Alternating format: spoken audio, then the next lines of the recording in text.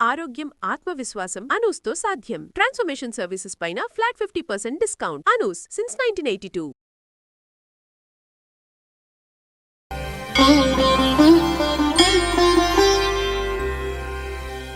జై శ్రీకృష్ణ. ఆండాళ్ తిరువడిగళే శరణం. ధనుర్మాసం చాలా వేగంగా ముందుకు వెళ్తుంది. ఈవేళ అలా ఇలా చూస్తూనే 13వ పాసురంలోకి వచ్చేసాం మనం. 13. ఈరోజు పాసురంలో గోపికలందరూ కూడా ఒక 2 వర్గాలుగా చీలిపోయారండి. 2 పార్టీలు. ఒక పార్టీ అంటుంది పదండి కృష్ణనామాన్ని పలుకుదామంటుంది ఒక పార్టీ. ఇంకొక పార్టీ వాళ్ళు అంటారు ఏమిటి కృష్ణుడండి ఇంత సతాయిస్తున్నాడు, ఇంత ఏడిపిస్తున్నాడు, మనం బాధపడితే తాను బాధపడేటటువంటి రాముడి నామం చెప్దాము అంటున్నారు వాళ్ళు. అయ్యో మనం ఉన్నది కృష్ణుడి కాలం కదా, మనం కృష్ణుడి సొత్తు కదా, మనం కృష్ణుడి నామం పాడాలి కదా అంటారు వీళ్ళు. మనం బాధపడుతుంటే చూసి నవ్వే కృష్ణుడు ఎందుకమ్మా, మనం బాధపడితే చూసి మనకంటే ఎక్కువ దుఃఖపడే రాముడి పేరు చెప్దాం, తొందరగా అనుగ్రహిస్తాడు, కాబట్టి రామనామం పాడుదాం, ఎంత శక్తివైంది, ఓ రామ నీ నామం ఎంత రుచిరా అని వీళ్ళు ఇద్దరు కూడా 2 వర్గాలుగా చీలిపోయి డిషిం స్టార్ట్ అయిందనమాట.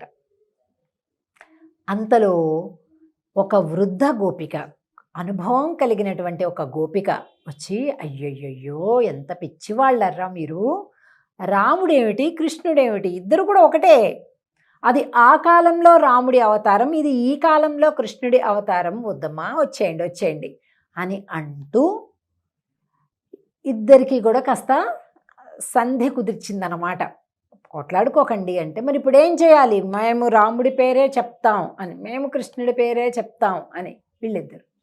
సరే ఒకళ్ళు రాముడి పేరు చెప్పండి, మళ్ళీ ఒకళ్ళు కృష్ణుడి పేరు చెప్పండి, ఇంకొకళ్ళు రాముడి గుణం చెప్పండి, మళ్ళీ ఒక కృష్ణుడి గుణం, అలా ఇద్దరు అయిపోతారు కదా, ఇద్దరిని స్మరించుకోవచ్చు కదా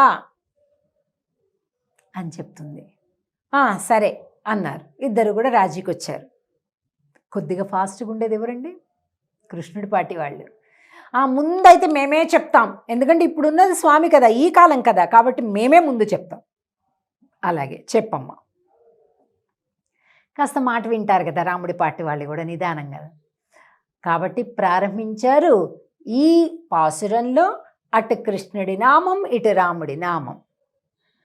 పుళ్ళిన్వాయ్ కిండానై.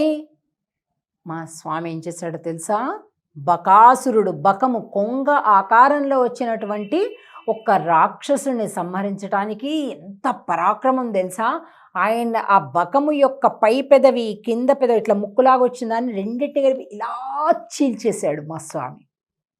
పుళ్ళిన్వాయ్ కిండానై అని అంటే అబ్బో అంత కష్టపడ్డా. మా స్వామి చూసావా రాముల వారు, పొల్లావరక్కనై కిళ్ళిక్కళైందానై కీర్తిమై పాడిపోయి. పైలోకాలు కింద లోకాలు అన్ని దేవలోకాలలోని దేవతలను కూడా గడగడగడగడలాడించినటువంటి రావణాసురుడు మామూలుడా 10 తలలున్నాయి. 10 తలల రావణాసురుణ్ణి మా స్వామి ఏం చేశాడు, ఆ తలల్ని ఇలా గిల్లేశాడు. మనం కనుక పచ్చనికాయ తొడిమలు కనుక టక్మని తీసేస్తాం చూసారా, అంత సులువుగా మా స్వామి టప్ప తీసేశాడు తన తలలన్నీ కూడా. మీ స్వామి ఒక్క కొంగని సంహరించడానికి బలమంతా చూపించాల్సి వచ్చింది. మా స్వామి దేవతల పైన కూడా ఆధిపత్యం కలిగినటువంటి రావణాసురుడు 10 తలలను కూడా గిల్లిపారేశాడు అంతే. అంత సులభంగా ఏమన్నా జరిగిందండి, కాదు కదా. రామరావణ యుద్ధం చాలా కష్టానికి అయింది. కానీ అలా చెప్పటం లేదు వీళ్ళు, చాలా సింపుల్. మా స్వామికి అవన్నీ చాలా చిన్న విషయాలు అంటున్నారు అనమాట. మంచి విషయాలనండి, మంచి విషయాలు చేయడంలో కానీ వినడంలో కానీ ఆలోచించడంలో కానీ స్పర్ధ అంటారు. స్పర్ధ బాగుంటుంది, దానివల్ల ఏంటంటే సంతోషం కలుగుతుంది. చెడు విషయాలలోని స్పర్ధ, చెడు ఫలితాల కోసం స్పర్ధ మనిషిని నాశనం చేస్తుంది.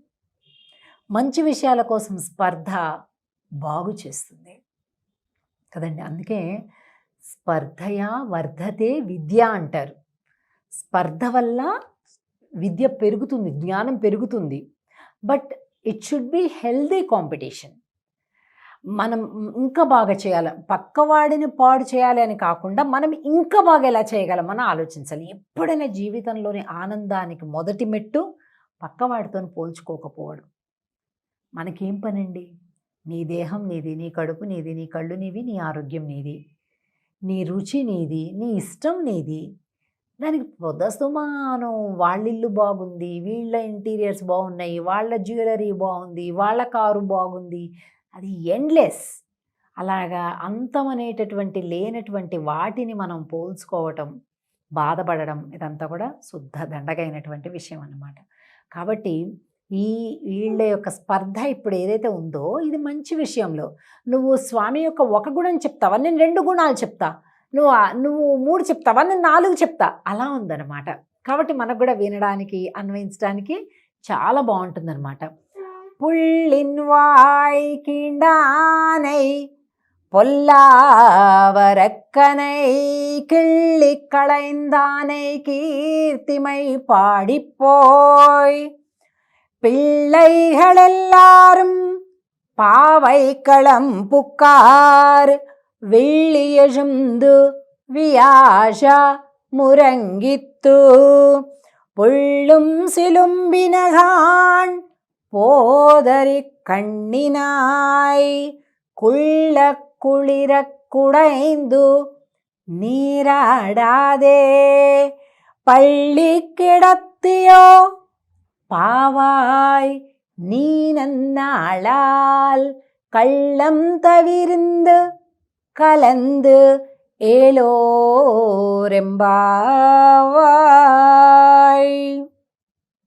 పిల్లగిళ్ళెల్లారం పావై కళం పుక్కార్. అమ్మా, అందరం కూడా వ్రతస్థలాన్ని చేరిపోయాం. చేరాక చూస్తే, ఇలా చూస్తే నువ్వు కనిపించలేదు. పుళ్ళుం సిలుంబిన కానీ పక్షులన్నీ కూస్తున్నాయి కదా. 6వ పాశ్రంలో చెప్పారు, మళ్ళీ 13వ పాశ్రంలో పుళ్ళు పక్షులు కూస్తున్నాయని. పోదు అరి కಣ್ಣಿన అబ్బా ఏమి నేత్ర సౌందర్యం కలిగిన దానివి తల్లి అంటున్నారు. ఎక్కడైనా సరే నేత్ర సౌందర్యం చెప్పారు అంటే అర్థం ఏమిటో తెలిసినా అండి? చాలా గొప్ప జ్ఞానవంతురాలు అని అర్థం అనమాట. కళ్ళు జ్ఞానానికి సూచిక. అందుకే అంటే మనకి నిజాలు తెలియడం లేదు కదా, సినిమాల్లో చూసిందే అట్లాగా మనం కొంత ఊహించుకోగలుగుతున్నాం. ఎవరైనా ఋషులు శపించాలంటే వాళ్ళ యొక్క తీక్ష్ణమైనటువంటి దృష్టితోటి ఇలా చూడగానే అవి ఇంకొక శాపం తగిలిపోవడం, ఒక జంతువుగా మారిపోవడం, ఇలాంటివన్నీ కూడా చూస్తూ ఉంటాం కదా జానపద సినిమాలలో. అది నిజం. అంటే నేత్రాలకు ఆ శక్తి ఉంటుందన్నమాట. ఎందుకంటే తపస్సు చేత, వాళ్ళు చేసినటువంటి తపోబలం, మంత్రబలం చేత ఉంటుందన్నమాట, జ్ఞాన బలం చేత. అలాగా కళ్ళ గురించి శాస్త్ర భాషలో ఎక్కడొచ్చినా సరే జ్ఞానం గురించి చెప్పినట్లు లెక్క అనమాట. కుళ్ళ కుళిర కుడైందు నీరాడాదే, చల్లటి నీటిలో స్నానం చేద్దాం రామ్మ. పళ్ళికిడత్తియో పావాయిని నన్నాళాల్. పావాయి, నువ్వు ఒక పతివ్రత స్త్రీవి కదా, కృష్ణ నామం తప్ప మరొక నామాన్ని మేము ఇంత చెప్పినా కూడా రాముడి పేరు కూడా వద్దంటావు. అలాంటి పతివ్రత, ధర్మం కలిగినటువంటి దానివి. పళ్ళికిడత్తియో, పడుకొని వింటున్నావా మేము చెప్పే మాటలన్నీ? లేవచ్చు కదమ్మా రామ్మ అంటున్నారు. ఈ పాశ్రంలో ఆండాళ్ గోష్ఠి లోపల నిద్రించేటటువంటి గోపికని, ఈరోజు ఇంకొక గోపికని, ఈ గోపికని నిద్ర మేలుకొలుపుతున్నారన్నమాట. అలాగా ఆండాళ్ తల్లి మిగిలిన తన స్నేహితురాళ్ళందరితోటి కలిపి అందరినీ కలుపుకొని తిరుప్పావై వ్రతాన్ని చేస్తుంది. ఆ వ్రతాన్ని మనందరం కూడా అనుభవిస్తున్నాం. ముందుకెళ్దాం. జై శ్రీకృష్ణ.